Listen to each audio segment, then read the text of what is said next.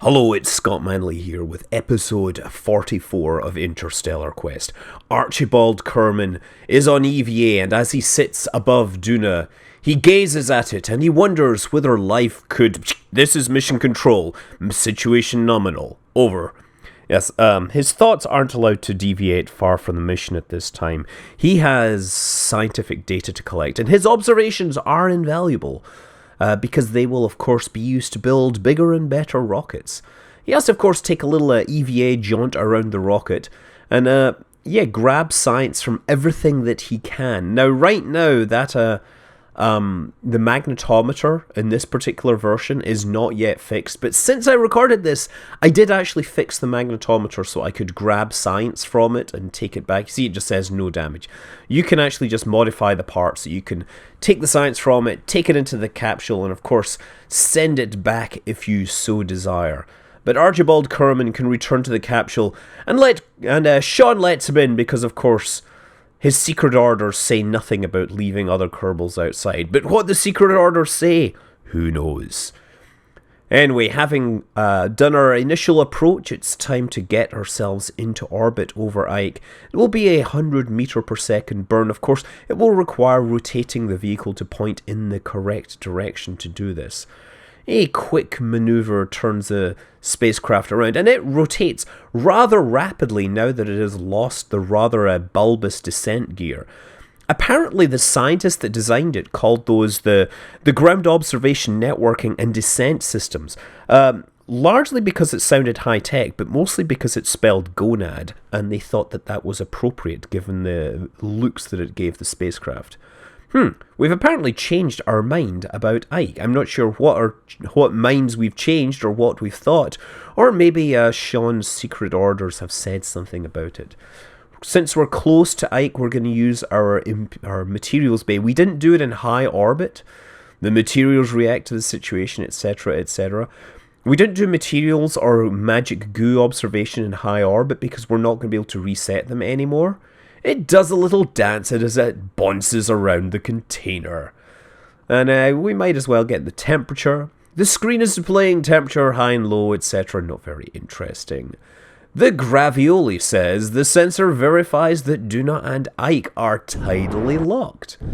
So anyway, yeah, it's time for us to actually enter into the orbit here.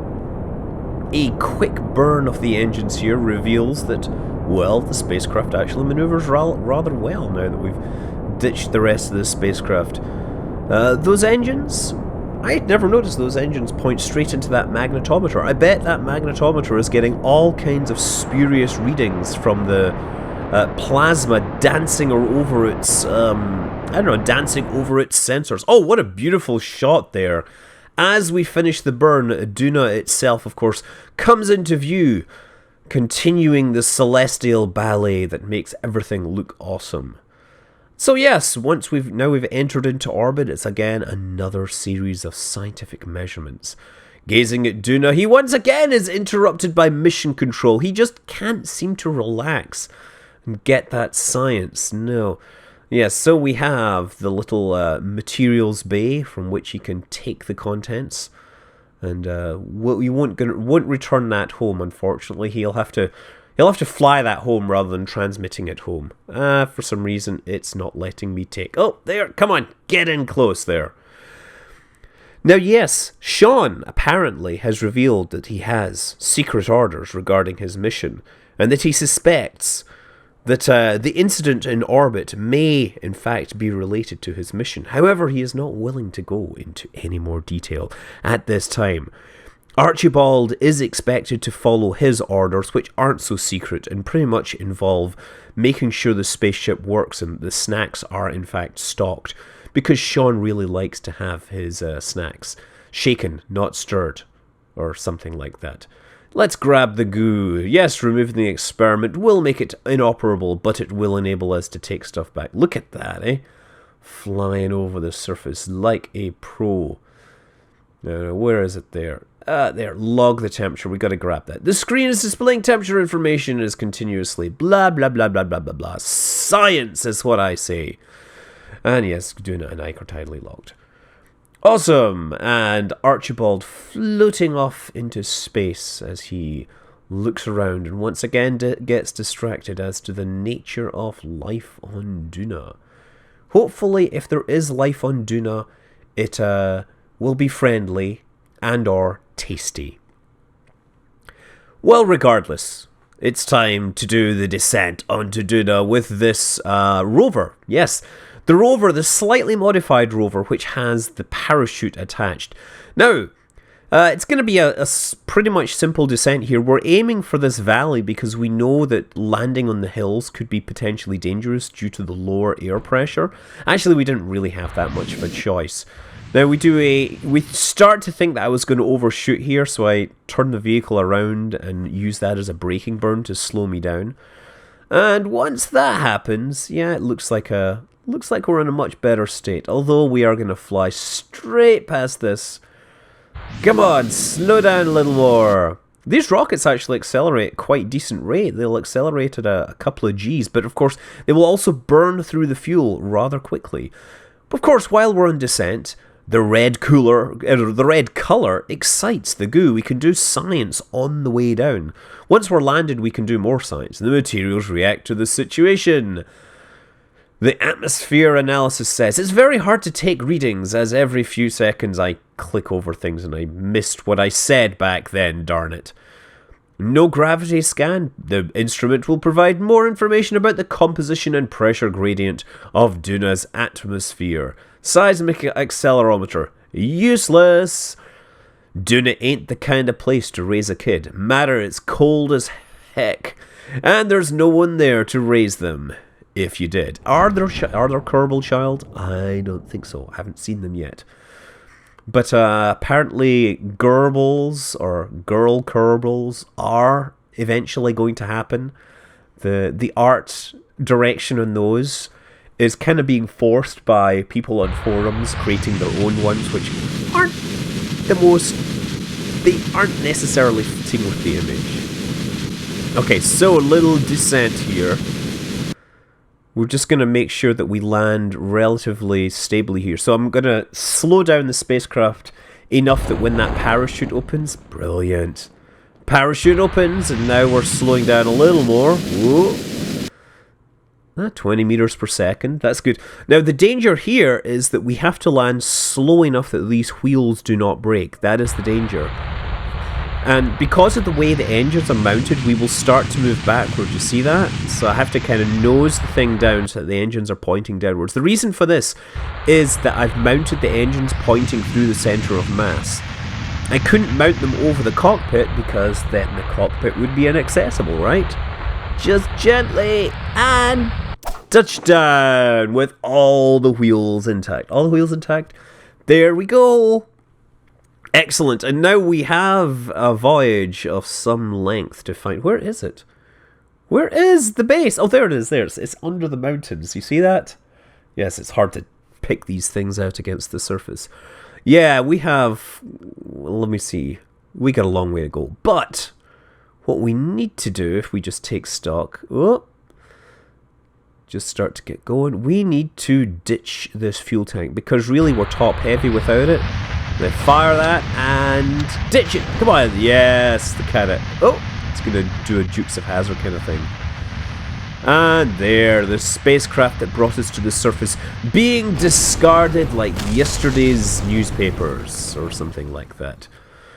Yes, now the mission is entirely in the hands of the robotic probe controlling this. And the nice thing about the rover is that it's totally autonomous. We did not have to risk a Kerbal to bring it in here. It was, it was able to do it, unlike the aircraft, which had a probe attached, but as soon as, if it was flying with the probe, it was attached to a part that was designed to be discarded, and therefore it was really aerodynamically unstable and would probably kill...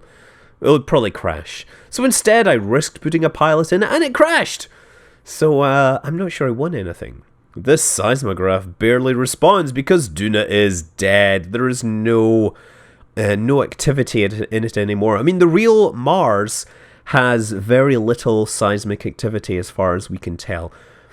Although they say it has the largest volcano in the solar system, there's not any signs of activity as far as we can tell at this time.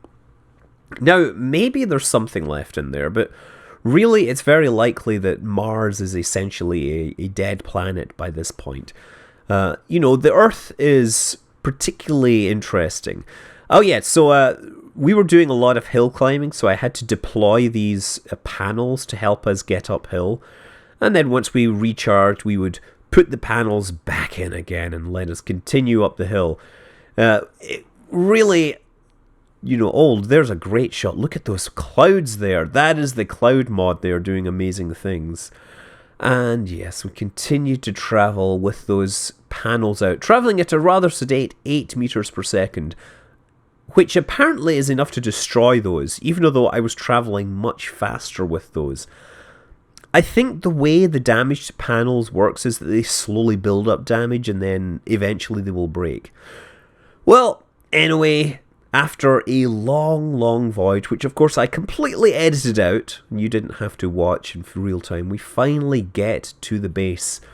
So we'll be able to leave the rover there, and that means it'll be there when the crew finally arrive to take up residence at their Duna base. And they'll be able to clean up those experiments, download the data, take it out on jaunts while they try to figure out how to rearrange the furniture in their base, because it's now, of course, sitting on its side and the doors are where the windows should be, or something like that. I'm not sure mission planning accounted for this particular eventuality. But the boys back at the lab are excited by the new science which has been beamed back from the vicinity of Duna. They are looking into experimental electrics, the very latest in electrical systems technology. Our engineers are buzzing with excitement over it. They also seem to glow in the dark now. Fascinating. Now this unlocks the microwave thermal receivers and the deployable phased array microwave transmitter, also known as the ginormous unfolding microwave transmitter system, which is pretty epic. Look, here it is here, it's mounted on top of a roving nuclear reactor here. Look at this thing go out. All those panels will be beaming energy all over the Kerbal system. But the main reason we're putting this out here is because we'd actually like to start using beamed thermal power in our launch processes. So it makes sense to actually have reactors near the launch pad here. So we're just rolling this ever so carefully down the side. And oh crap, no. Yes, that never worked quite so well. Call the hazmat team, we have a reactor to clean up. So yeah, decided that it was actually easier to roll stuff off the side of the runway. Also, it was easier to put more wheels on it. In fact, it seemed to make a lot more sense in general here. So there is our reactor, there is our generator, and of course there is the giant beamed antenna. And look at this thing, it actually moves like 10 meters per second. We can shift this a decent distance away from the runway. And actually, distance matters, believe it or not, because the angle at which this thing is beaming, or the angle at which the target is receiving, is actually very important with the beamed microwave power. So yeah, let's take a look at the other gizmo I unlocked. What this black thing is a microwave thermal receiver. What it does is it takes microwave energy from my beamed power network, and you can use it to generate thermal power, right? Which means you can power one of these thermal turbojets. Look at that thing. It actually is generating a not inconsiderable amount of power. In fact, it generates enough power that we can pretty much go into a vertical climb with this as it is. And we certainly couldn't do that with the reactor-driven one, because the reactors weigh quite a significant amount. Yeah, look, we're getting 70... Oh, you see, it depends on what angle we're facing this thing. You want to get the side of this... You want to basically have the transmitter coming from the side, and then you get the maximum amount of energy coming in. If you're pointing directly at the target, at the beam source, then your thrust will drop off, and you won't get nearly as much power. But, this is a really nice little jet here. It flies pretty well, and Jebediah, of course, is loving it because he loves anything that flies. We were actually able to, just using the thermal turbojet mode, we were able to get it up to over 40 kilometers in a vertical climb without even trying. The engine effects are pretty darn impressive, even when it's only generating like 1 kilonewton of thrust. But as we fall down through the atmosphere, look, you see the G-forces build up very quickly as the engines come back online. 500 meters per second, we're going like Mach 2, and this thing is not letting up. We're still building speed here, trying to turn, but the Mach effects are really suppressing the control surfaces. We're barely able to turn, but we are able to turn. We are able to get plenty of control here. And as we slow down, of course, we get more and more control. Anyway, yeah. Now, what I really want to go for is the thermal turbojet that can switch between internal and external fuel, the mixed mode version of the thermal turbojet. And it'd be nice to see if we can actually build like a spacecraft that can launch entirely using beamed power, but I suspect right now we might need more things in space, basically, to make sure power gets to them. Now, while Jebediah and the science team may be excited for the technology and the prospects it offers, the rover has provided definitive proof that Emming Kerman is no more. The cost of acquiring that science was perhaps too great, and so the astronaut corps assembles before the astronaut complex early one morning for a ceremony aimed at remembering Emming Kerman and the fallen astronauts, to preserve their mission, to preserve their status. A flag will be placed at the foot of the major flag, of the primary flag, at least if we can get over this step, which is apparently something of a barrier for an astronaut. Maybe if we run at it. There we go, yes, get over there.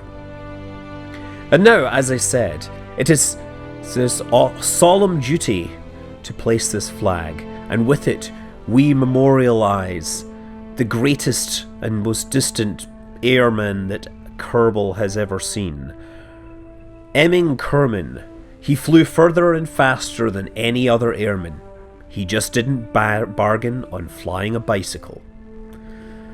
That's what happens when you're pushing the limits. Emming Kerman, we will remember you.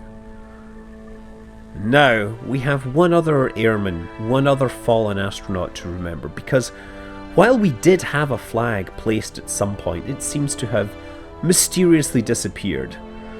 If you remember back in the very first episode, Yoger Kerman was the first. He went higher, faster, and hotter than any other Kerbal in history, and he paid the ultimate price.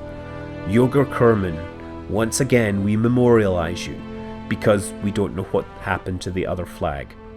Actually, apparently, the first flag that we created to memorialize Yoger Kerman must have been destroyed, perhaps in a re-entry accident of some sort. How appropriate. Yes, Yoger Kerman, you were the first and you were the greatest. And now, I have to say, I'm fascinated by the fact that when I stand in the right place, I see the F grab sign. So I do a little dance on the podium here. That's the Kerbal dance. No, if I can just get on this. There, look at that. Yes, this is clearly part of the ceremony. This climbing of the flagpole is symbolic of Kerbal's quest to reach higher and further than ever before, to ascend to the stars using whatever technology is available to them. Yes, surely there is some science available to them this high above the space center. From up here, he can perhaps see for miles and miles. Perhaps the first Kerbal astronauts were inspired by climbing to the highest things and seeing long distances and wondering how tall would the flagpole be to be able to reach the moon. Indeed, in some poorer parts of Kerbin, the local space programs there involve large numbers of ladders in an attempt to reach higher than before. This is, of course, itself a great step up from standing on the shoulders of other Kerbals.